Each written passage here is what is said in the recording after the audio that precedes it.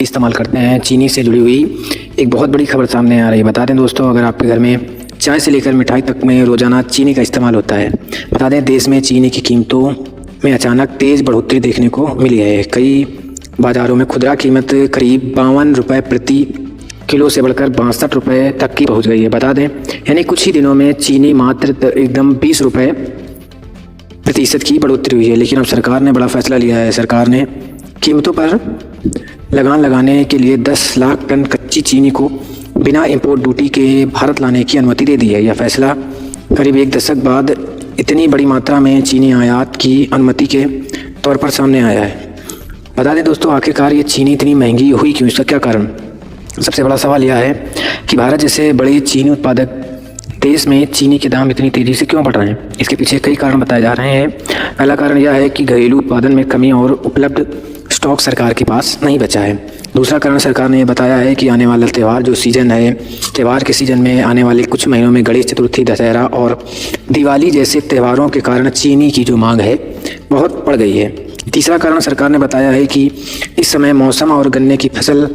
मौसम के कारण जो गन्ने की फसल है उसकी पैदावार ज़्यादा नहीं हो पाई है। इसके अलावा बाज़ार में जमाखोरी को लेकर भी सरकार ने चिंता जताई है। सरकार का कहना है कि सिर्फ एथनॉल प्रोडक्शन को चीनी की कीमत बढ़ाने का कारण नहीं माना जा सकता है। सरकार ने चीनी के दाम बढ़ने से 10 फैसले लिए हैं। यदि अनुमानित 31 अक्टूबर 2026 तक लागू रहेगी जो कीमतें होंगी।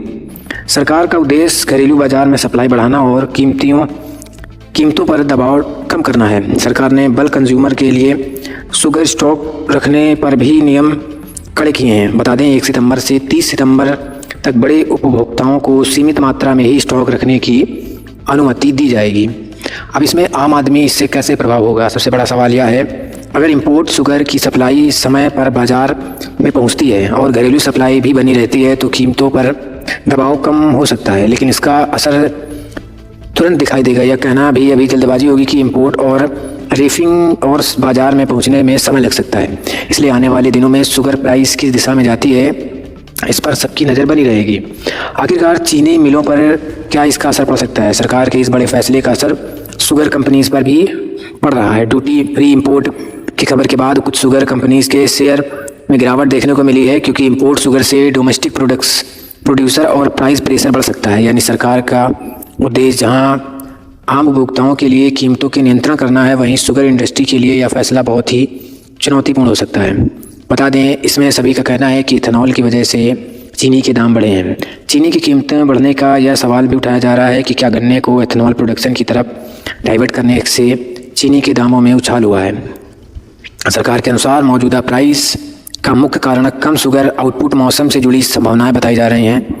आने वाले कुछ सप्ताह बहुत ही महत्वपूर्ण हो सकते हैं। अगर इंपोर्ट की गई चीनी बाज़ार में पर्याप्त मात्रा में पहुंच सकती है और सरकार के स्टॉक कंट्रोल मीज़र प्रभावी रहते हैं तो कीमतों में स्थिरता आ सकती है। लेकिन अगर सप्लाई टाइट रहती है तो त्योहारों के कारण डिमांड और भी ज़्यादा हो सकती है, तो कीमतों पर भी और उछाल आ सकता है। पिछले कुछ दिनों में सरकार ने जो फैसला लिया है उससे अगर इंपोर्ट ड्यूटी हटाई जाती है तो शायद चीनी के जो दाम हैं वो कम हो सकते हैं।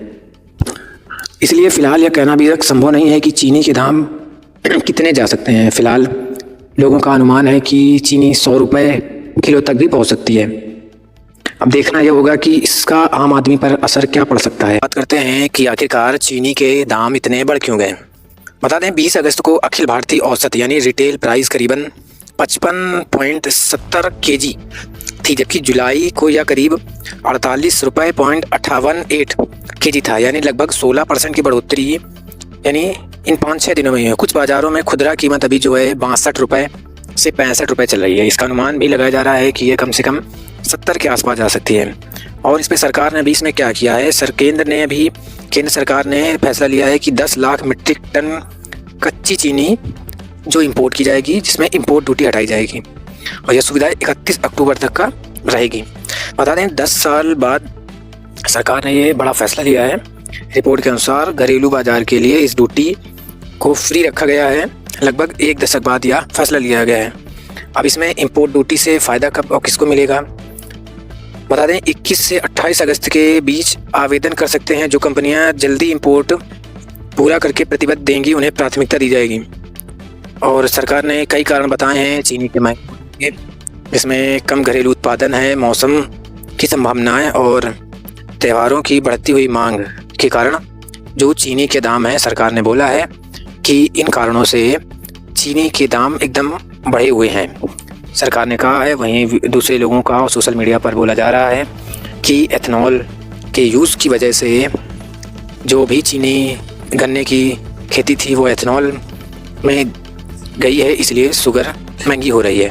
दोस्तों, सोशल मीडिया पर चीनी के बढ़ते हुए दाम को देखते हुए लोगों ने सरकार पर तंज कसा है और वहीं विपक्ष ने भी इस पर सरकार की क्या राय है वो मांगी है। और उन्होंने कहा है कि आखिरकार चीनी जो भारत में इतनी निर्मित होती है, आखिरकार इसकी कमी कैसे आई, और इस पर विशेषज्ञों ने भी इस पर अपना जवाब दिया है। सरकार ने कहा है कि ये ख़राब मौसम की वजह से चीनी का उत्पादन है जो इस बार कम हुआ है, इसलिए चीनी के दाम बढ़ रहे हैं। तो दोस्तों, आखिरकार 10 साल बाद भारत जैसे देश को 10 साल बाद भारत को विदेश से चीनी इंपोर्ट करनी पड़ रही है।